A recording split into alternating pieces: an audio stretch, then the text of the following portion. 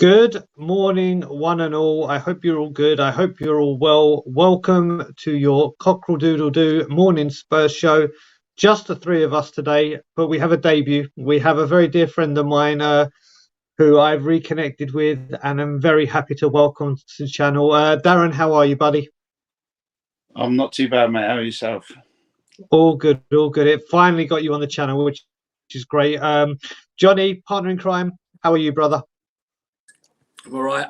I thought, just a quick fly update, I thought I'd finally done them.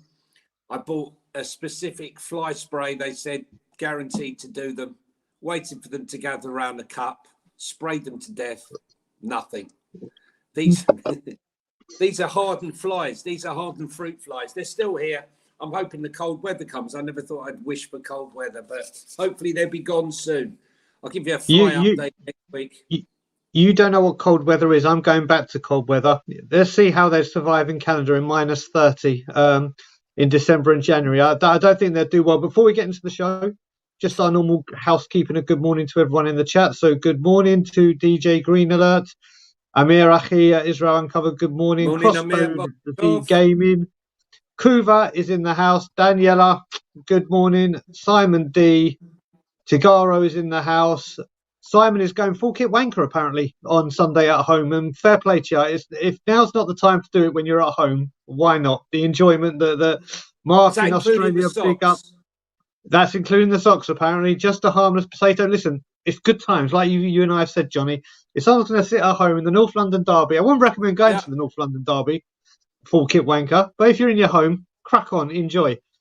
Ryan, good morning to you. Another Brian. Ryan, good morning, sir. Benjamin Foster, Broadspur 1974. Fran, Drula. Morning, Drula. Peter, Lily White, big up. Kookaburra, SP Rocket, Dave Holston, and Andy T are in the building. So good morning to you all. So we're starting with this. Darren, I'm going to come to you first. Obviously, everything is going so well at Spurs on the pitch. Everything is rosy. And then out the blue, Tottenham put out a statement or a tweet and all, across all social media. A huge blow, in my opinion, a huge blow. Perisic ACL. That's pretty much him done for the season. What's your thoughts, Darren? I think if it would have been this time last year, I think it would have been a lot more of a worry due to the fact that he was getting game time at left back, left wing back, whatever. He was our real at the start of the season. He was our creativity, wasn't he? He was he had something like 8 assists in the first 3 months of the season. So I think we've got a lot more cover this year. I think he was being obviously only deployed off the bench, and also being used, for those last 20 minutes and more in a more advanced role as well. Because let's be honest, he can't defend, can he? And we've got plenty of attacking options now, so I don't think it's going to be that much of a miss. We don't have the luxury of midweek games and stuff this year, we've just got to concentrate weekend to weekend and just go with what we got. I didn't see him breaking into the side, so it's unfortunate. It's unfortunate for him. It is some of his career as well, but I would be more concerned, obviously, if it was somebody like Solomon or, I think he was only, let's be honest, he was looking to leave at one point during the summer anyway, so it's not too much of a hindrance, I don't think, to the starting 11. He came on, he took the corner for Richarlison at the weekend, but let's just say we could have had worse people injured. So if that's the worst we're going to get, we'll take it.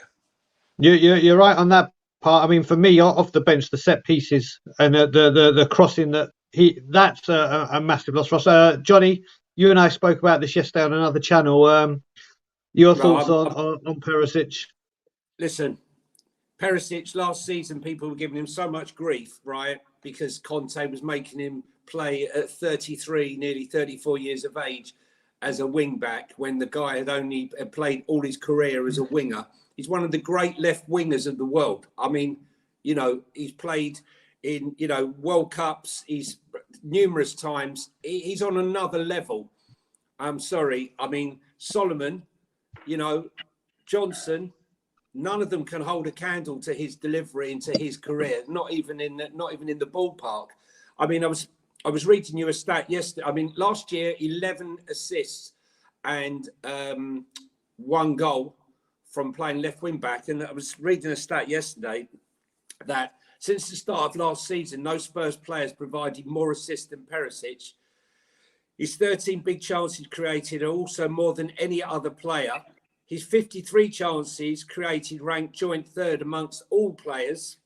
And his 209 crosses are the most, with Son even the closest on 120, almost half of that amount. The thing is here, it's the quality, not only the volume, but the quality. On Saturday, before he put those 3 balls in within 2 minutes of coming on, nothing was happening. Nothing was happening. He doesn't need to beat his man, Darren, to get the ball in the box. Whereas Solomon or, they're still learning their trade. I get that. But at the same time, is he a 90-minute player? No. Is he a high press player, which is part of Ange Ball? I don't. I get what you're saying. It is a loss, because like you said, an impact for the last 20 minutes. But at the end of the day, it could have been... That's an injury wise, it could have been a Son, it could have been a Kulu, it could have even have been, we could say a Romero, you know what I mean? It could have been worse. I think Kulu's even less of a worry. I think Kulu, to be honest with you, I think there's more offers, more options to replace Kulu, because you've got Johnson and you've got Porro who can play out on that side.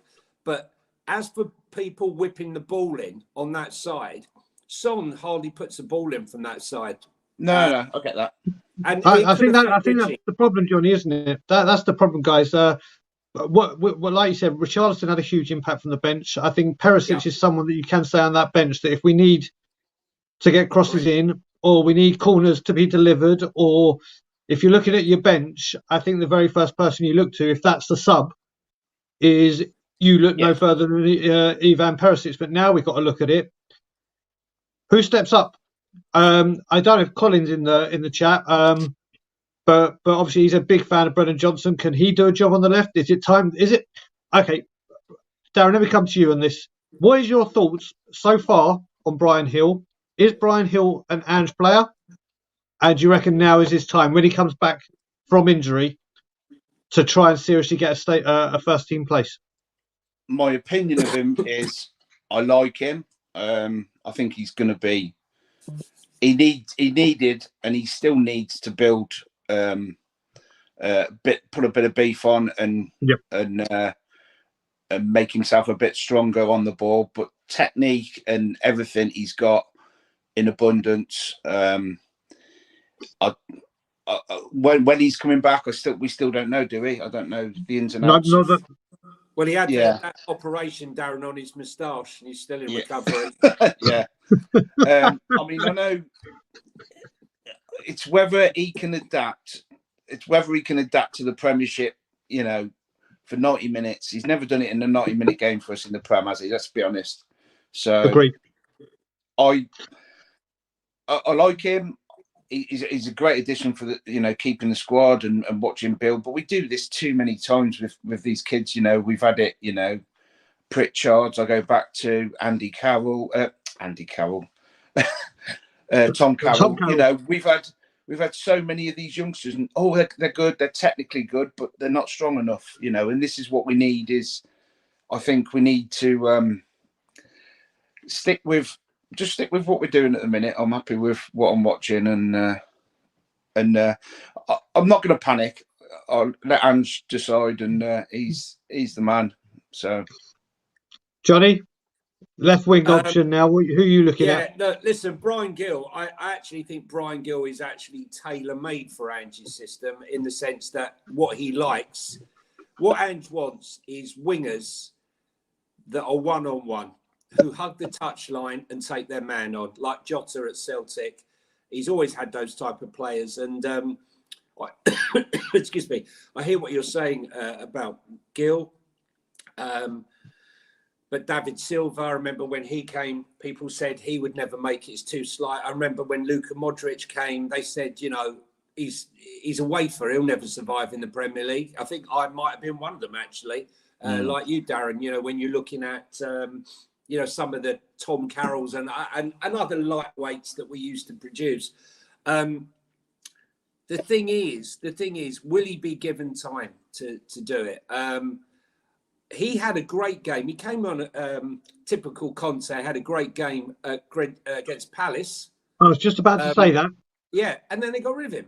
But that's typical. It's the typical. It's like Papa Sarr had a great game, and then what did he do? Milan, what did he do? Drop him. You know, I've never understood it. He hasn't, unfortunately, had chance to look at him. It would have been great to see him on tour. I do think, though, listening to last night, you know, the forum, him talking about players he wants and how it's going to take another couple of windows. I think you won't see Son or Kulu on that left or right wing by this time next year. I think we will have some sort of replacement. I'm not saying Son's going. I mean, dedicated. Potential. Yeah, I think we'll have more of a dedicated left winger with the ability to cross the ball. A Jinky that we haven't had. When was the last? We haven't had one since Ginola, really, have we? Who have we had? Well, when you said Jinky, that's the first name that came to my mind. What about you, Darren? Well, yeah, it was Ginola and Dominguez, wasn't it? Was the really the last Jose Dominguez? Jesus Christ! Yeah. Look how small he was. God! I loved Jose. He was brilliant. I love that little pocket rocket. I loved it. Do you know what, Dan? Very quick, we're going to quickly change subject because obviously, me and Johnny do this up. Your thoughts on Ange so far? And since when was he in your candidate list to take the job? No, I was dead against it. I must admit, but at the same time, I was dead against Poch at the time as well. When I look back, and you never know until it's the unknown, isn't it? And obviously, I don't want to give your favourite person some credit, but he's obviously seen something. He's obviously seen something in both of those interviews to say this is the way we want to now go. I love the way. I don't want to give Aussies credit because they're never. I'm a big cricket fan, so I've never been keen on Aussies. But I will say one thing. He speaks very well. He's very quick-witted. Yeah, and what he said to Joe Cole the other week, just copying Pep, mate. It was so off the cuff. It was just instinct, and he's got that ability to obviously make people believe in what he's wanting to do. So I will bring it on. I'm enjoying it so far. Long way to go, but early start. But we couldn't have asked for a better start, could we? And to get out the way the old curse of manager of the month and what have you on Saturday eventually was brilliant. So it was. And talking of curses, there's another curse that I think is going to be broken on Sunday. There is another curse there. The curses come in threes. I can't remember what the third one is. Maybe beating Liverpool for the first time in ages at home. But I do believe that the second curse is being lifted on Sunday. There's going to be a lot of key battles here, or there's going to be obviously everyone going to battles. Johnny, let's go through some key battles. If I say key battle to you, and everyone in the chat, if I say there's a key battle, and don't say midfield, I mean player for player. What's the first one that springs to your mind? Well, apart from Ange versus Arteta, which I'd love to get him in the ring, those two together, and put him up against the wall. I can't bear him. It's got to be Rice Baby versus Bissa, doesn't it? Okay. Rice versus Basuma for me. I think that's going to be key. Yeah. It's. I mean, Darren. Again, I'll come to you because speaking of him, me and Johnny have been absolutely waxing lyrical about one Yves Basuma. How good has he been this season so far? To coin a phrase, different gravy. He's phenomenal. He doesn't. What amazes me is when you have an elite manager like Conte last season, and he couldn't get him out there on the pitch in the position that he should be playing, and taking control of a game like he has. You know, this. I mean, we talk about like this midfield now with Sarr and whatever, and obviously can't wait for this man to come back, Bentancur. Yeah, but you know, I think when you put those three together with Maddison, I think you've got a phenomenal midfield now. And you also have the option as well. You can still, with Bentancur coming back, you can release Maddison out on talking off the left wing. You can release Maddison on the left wing of a front three, because he did play there a number of times for Leicester as well. So I'm not saying that I want to put Maddison out there. I'm just saying that is another option you do have. So as soon as Bentancur's back, you can have Bentancur, Sarr and Bissouma in the midfield three as well. Well, you're going to have to look at it with AFCONs. You're going to lose Sarr and Bissouma at the same time. So then it's Maddison, Bentancur, and will Højbjerg still be here in January? Will it be Ollie Skip? Could there be another one coming in? But Darren, who's your key battle beside Biss and the key for me, especially going there and knowing that what it's going to be like first 20 minutes, half an hour, is for me it's going to be Porro against whoever they put on that left wing. Is it Martinelli? I'm not sure if he's going to be still injured, but defensively is my worry with Porro. That's would be one of my key battles. You know, Udogie against Saka, I would, you know. Okay, I got a bit of breaking news. Udogie's more defensively solid, I think. Just worry about Porro. Everything seems to come down that wing. I got a bit of breaking news, and someone just said it in it was Edis. Breaking news from Fabrizio Romano. And now I maybe will be able to go in on a man that I was going to try and stay away from today. Fabrizio Romano, 6 minutes ago, Tottenham don't have a traditional buyback clause for a certain striker, but only matching rights in case Bayern receive future bids. Final decision will always be up to Harry Kane and, of course, Bayern, not Spurs or any other club. So, where have we heard this one before? Someone came out and said something a couple of days ago, and the whole world went alight, and Sky Sports News did a thing on it.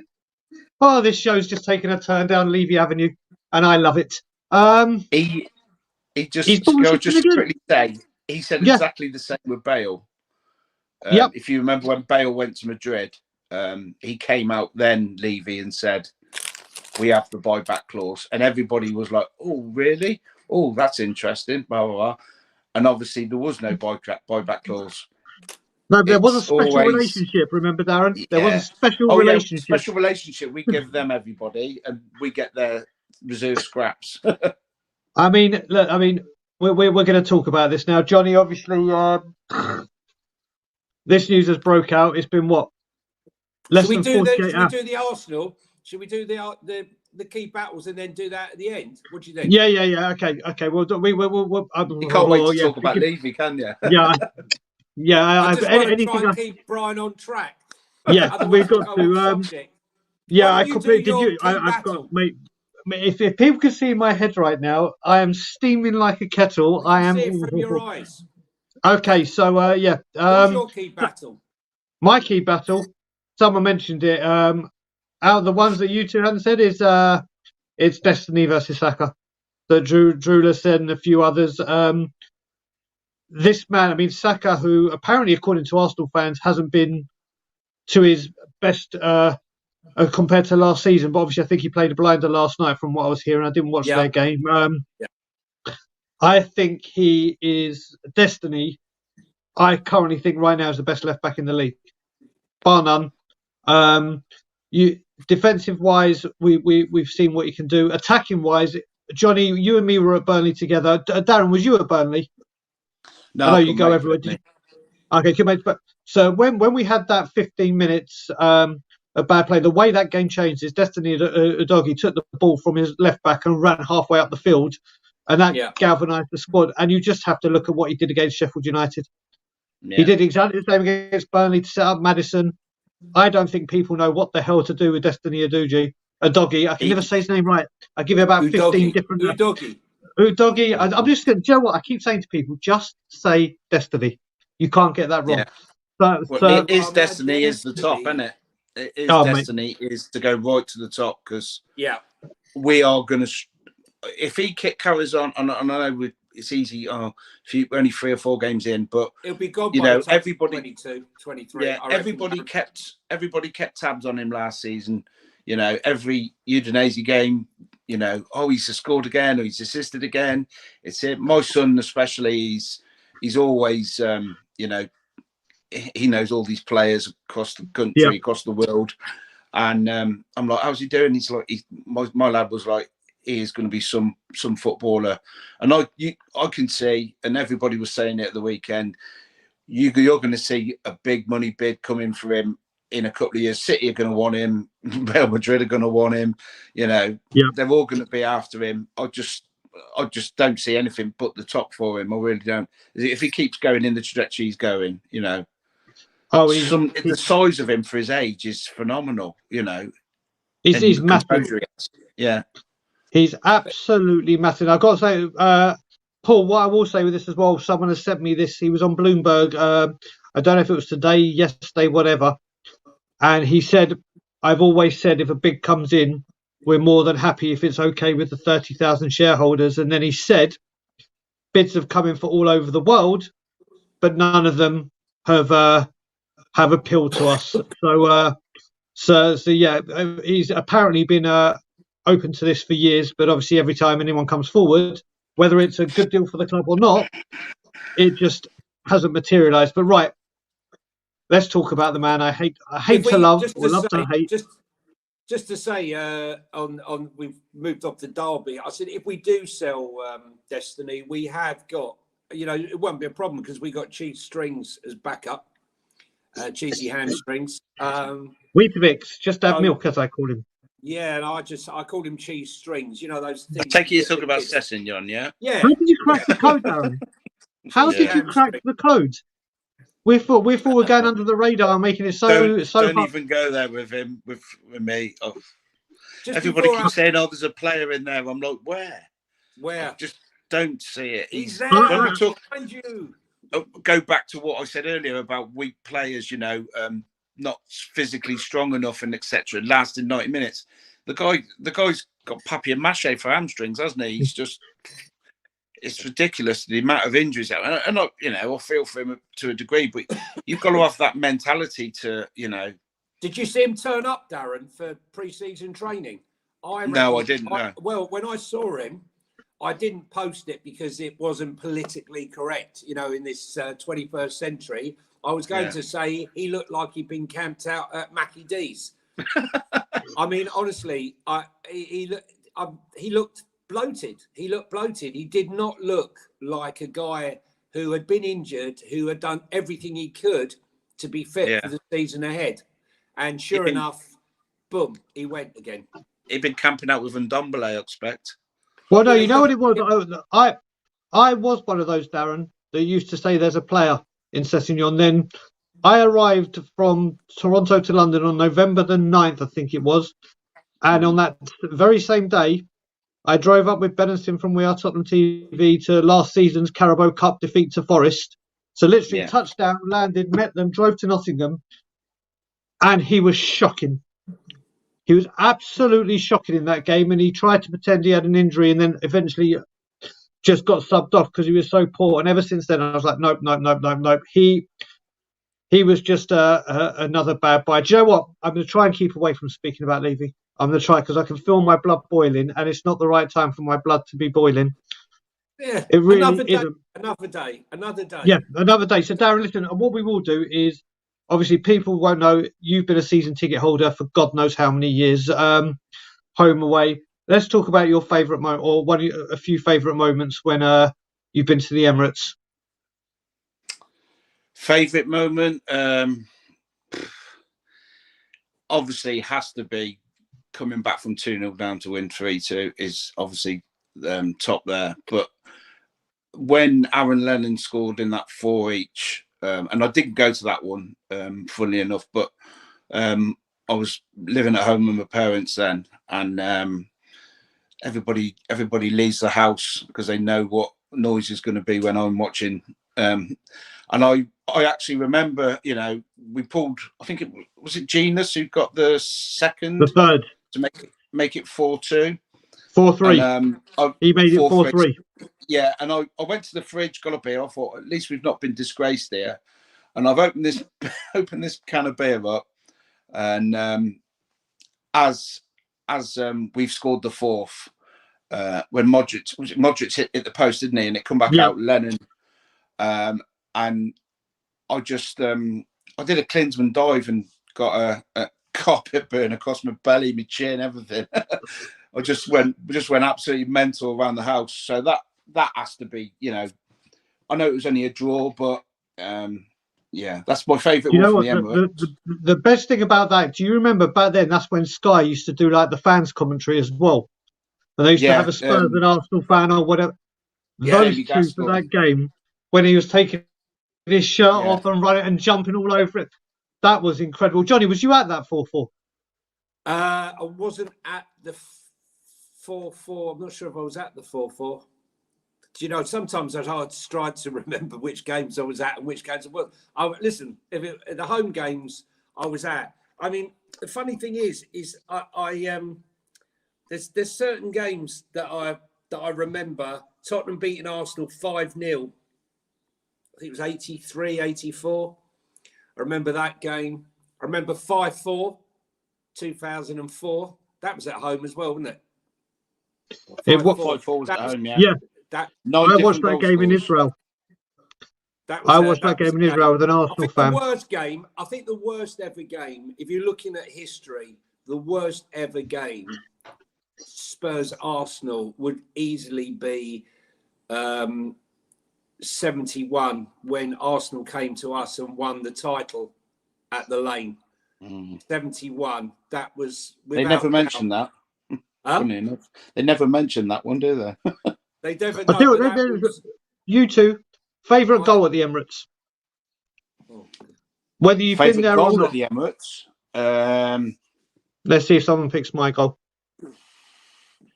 Jesus. If you went spectacular, you'd have to say Bentley, wouldn't you? But yeah, in the 4 each. But I would go with Cabal's header. Okay, that's a damn mighty fine goal to choose, Darren. That's a damn mighty fine goal. What about you, Johnny? I'd have to. For me, it was just just that Bentley goal just came out of nowhere. For me, that is the goal, Bentley, and then obviously for here, I was actually sat in the stands with Danny Rose's in the with his family when he scored that goal on his debut. Yeah. That was just, at the Lane though, but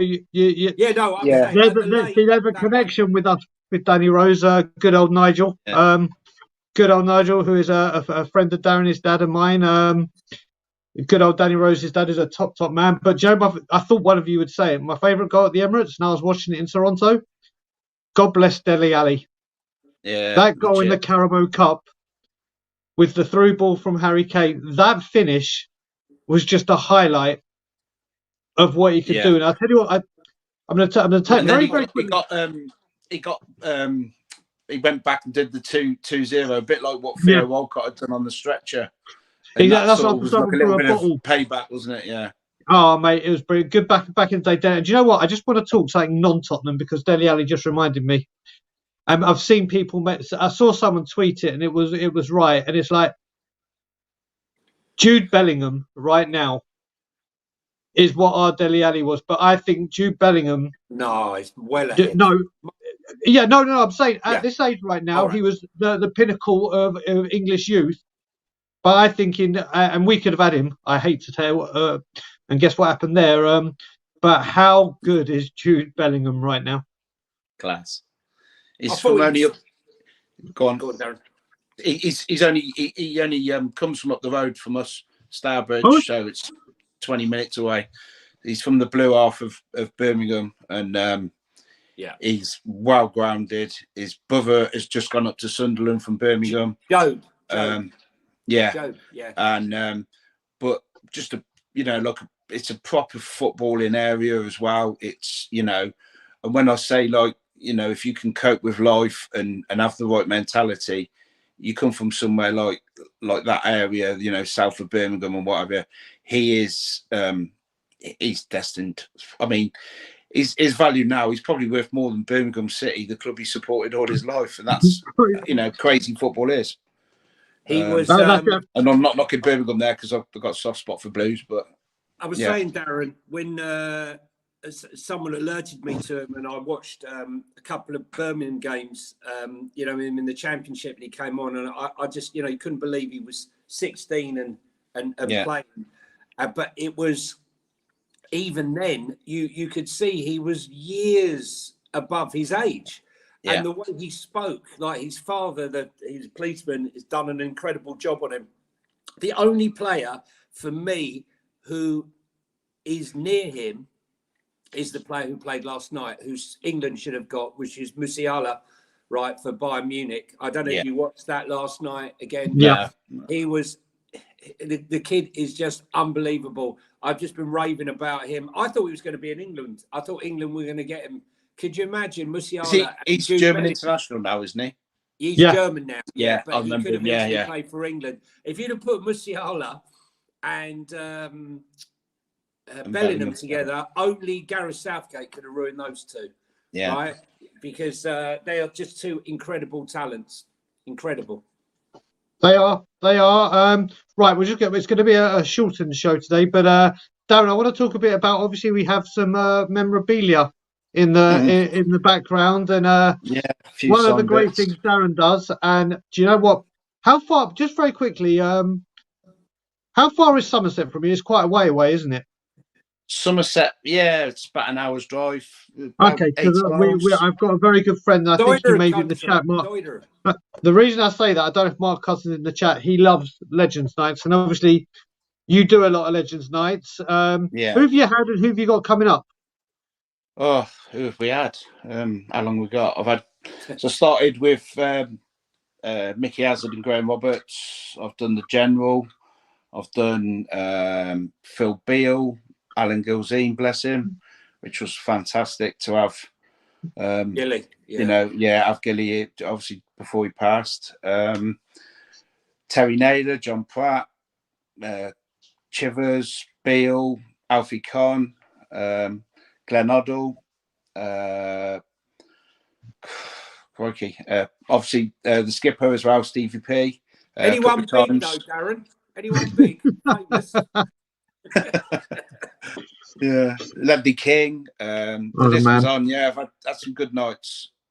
And you've got coming up shortly. I've got Sandro next Friday evening at Worcester County Cricket Club, which will be another good evening, hopefully, in the marquee. So it might be a little bit nippier than the Glenavon night, which I did in April. I'm looking forward to that. And then in November, I've got a night that is my era. I'm looking forward to a lot.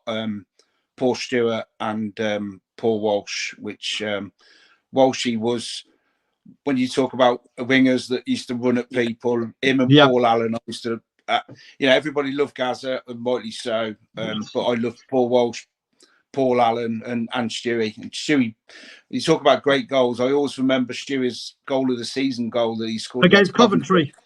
Yeah, and it was, when you look back at it, he flipped it over his shoulder and volleyed it a lot like Delhi did it at Palace. Yeah. And I always remind him of it. He's like, I have, you go back. It's like, how is that 35 years ago now? It's mad. But Darren, I've got a friend that's massive fan of Paul Stewart here in London. I'm gonna get him in. I'm gonna let him know because he's gonna want a ticket for that. I'll be back in Toronto. But I have to tell you, I partially take responsibility for Paul Stewart getting goal of the month or goal of the season that year. Because if you remember, it was done on St and Greavesy. And on St and Greavesy, they did it. And I was, what year was that? It was Lineker. So it was 91, wasn't 90, 89, 90. So I was like 11. 89, 90 season, Yes, I had no idea about telephone numbers being rather expensive. And I have remembered Paul Used to be the Stewart's Spurs number off line. by heart. I remembered Paul Stewart's number off by heart. And let's just say when the quarterly phone bill came in, my parents were very, I'd spent over 160 quid on voting for Paul Stewart's goal. Because it was That like was in 30 the ago. 80s. Mate, When you say, And it was like, do you remember the old sign on the shelf, and it used to say Spurs line 0898 100 500. Used to be like that, didn't it? Exactly. Crazy. Exactly. Yeah. So when the phone bill came in for that, but yeah, I know a lot of people. So if people live in Worcester area or can get to these Legend Nights, where can they find you or get in touch with you to I'm on try and get Facebook, tickets? Twitter. Facebook, Twitter. I've just joined Instagram, which I didn't think I'd do, but I've just sort of connected the two, and I've And branched it's out just a your little name. bit. Is your handle just your name, Darren? Just my name, Darren Atwood. You can find me and inbox me and come along. Richard Cracknell, he's our compere for the evenings, and Crackers is, he's a legend in his own right. And Damn right. He's superb. And we have some good laughs with him. And Crackers he knows when to crack the jokes. Oh, he does. I spent so for the Brentford game, last home game of the season, he spent the whole day with the protesters. Then I went to the pub with him with the coach and horses. I can't remember if I saw you that day. I definitely saw you the United game at the coach and horses. Yeah. But yes, that's where people can find you. And right, guys, listen, we're going to wrap it up at this time today because I've just had a call that I need to take care of something. So, Darren, first of all, thank you very much. Don't do it. Don't do it. It's only Levy. He's had the call from Levy. No. Trust me. If I was that, I would announce. Listen, I'm going to battle. I don't hide anything when it comes to that man and my intentions. We'll come in. But yeah, Dan, where can people find you? Where can people find you, Dan? Where can people find you? Like I said, just Twitter, Instagram. Yeah, Facebook, Twitter, anywhere. I'm in a lot of the groups and stuff. So anybody who fancies coming to meet, and when I have to say, Sandro to deal with is an absolutely fantastic guy. He's unbelievable guy. He is such a humble. He respects everybody. He appreciates what he's managed to do in his, he cut from the backgrounds that he had in Brazil, and he's such a great guy. I just really can't wait to meet him and have a little sing-song on his guitar with him. Yeah, he's going to bring his guitar. Yeah, right? he is. Yeah, he brings it everywhere with him. He takes it everywhere. I can remember when he did he recently did the podcast with Michael Dawson, and Michael Dawson played it. Mate, he's incredible. So Johnny, where can people find you? What's your Twitter, Darren? I'll tell you after. I'll send it. Okay, tell me it's after. just okay, fine. Just Darren Atwood, really. It's that old. I had it, and Johnny, I'll send it to you. I'll share it with you and send it to you on WhatsApp. Brian follows me and stuff. So. And Johnny, where can people find you? Johnny H 3232. We're going to do some spaces, so if you're around, come and join us, and we might talk about a little event that's happening on Sunday. I might do one on Lego Head and what we all think of him. Can't bear him. Don't get me started on him. I'm sure there'll be a few people joining. You'll also find me on Let's Talk Tottenham on Instagram and TikTok. Good stuff. I've got all social. And then, of course, you'll find me on Monday with Brian on Anger Management. Yes, Anger Management on Monday is either going to be a very, very hyper, happy and massive one or a very, very, very, very dark place. But let's hope for the first one. Everyone, thank you for joining us today. We will be back tomorrow where we will talk NLD, and maybe, just maybe, NLD. Like, comment, share, subscribe, and as always, Levy